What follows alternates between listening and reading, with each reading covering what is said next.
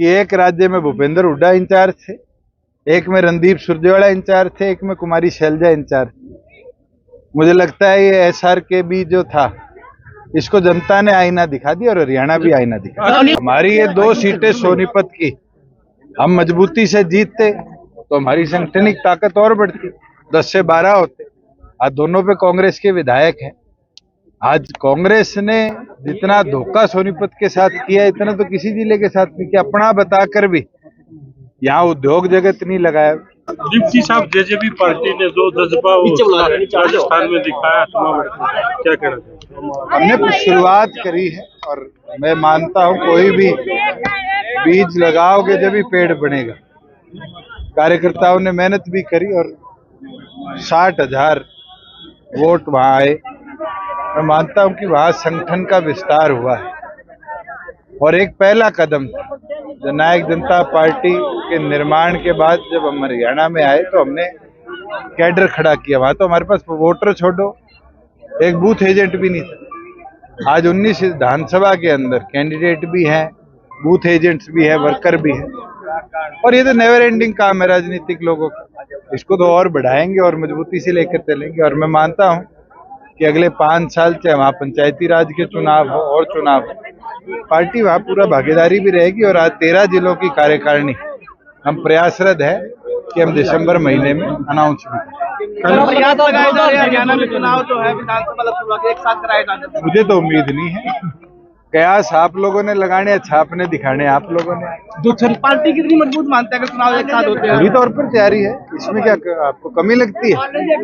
अगर मैं आज आपके बीच में था और सारा गांव आया हुआ तो संगठन की ताकत है। बीजेपी के खिलाफ से चुनाव लड़ा गया, चुनाव में बीजेपी के साथ समझौता रहेगा। हरियाणा के अंदर समझौता है, राजस्थान में तो नहीं था। राजस्थान में हमने चर्चा करी थी, भारतीय जनता पार्टी ने अपनी सीटें अनाउंस कर दी, हमने अपनी अनाउंस कर दी।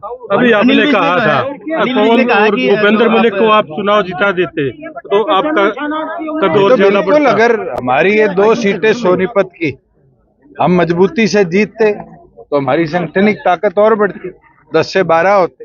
आज दोनों पे कांग्रेस के विधायक हैं। आज कांग्रेस ने जितना धोखा सोनीपत के साथ किया, इतना तो किसी जिले के साथ नहीं किया। अपना बताकर भी यहाँ उद्योग जगत नहीं लगाया। 4 साल में खरखोदा की तस्वीर बदलनी शुरू हो चुकी। आज मारुति का प्लांट तो एक है, आप खरखोदा के 10 किलोमीटर के दायरे में देखे कम से कम 100 नई एंसिलरी यूनिट्स लगने लगी।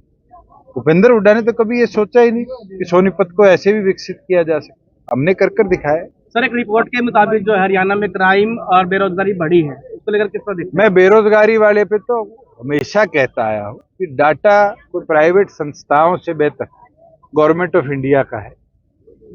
उस डाटा में कोविड के बाद भी हमारी जो अनएम्प्लॉयमेंट रेशियो थी वो कभी 10% से ऊपर नहीं गई।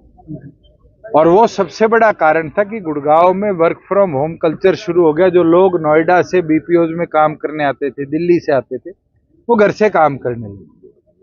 आज दोबारा हमारा IT सेक्टर वैसे ही विकसित हुआ। नए उद्योग एक नहीं 36,000 करोड़ के हरियाणा में लग रहे हैं। ATL की जो बैटरी है, कल एप्पल ने भी बयान दिया कि वो भी अपनी टेलीफोन की बैटरी सारी मानेसर वाली फैक्ट्री से चलाएगी। अगर हरियाणा में बेरोजगारी बड़ी होती, अपराध बड़ा होता तो कोई हरियाणा की ओर रुख करता? राजस्थान में सरेआम आपने देखा किस तरह कल गोलियां चली। ये अपराध कहाँ बड़ा है और क्यों बड़ा है, ये जो लोग बोलते हैं उनको देखना चाहिए। 3 राज्यों में जो कांग्रेस की हार हुई है तो क्या मानना? आईना दिखा है और आईना ये है कि एक राज्य में भूपेंद्र हुड्डा इंचार्ज थे, एक में रणदीप सुरजेवाला इंचार्ज थे, एक में कुमारी शैलजा इंचार्ज। मुझे लगता है ये SRKB जो था, इसको जनता ने आईना दिखा दिया और हरियाणा भी आईना दिखा।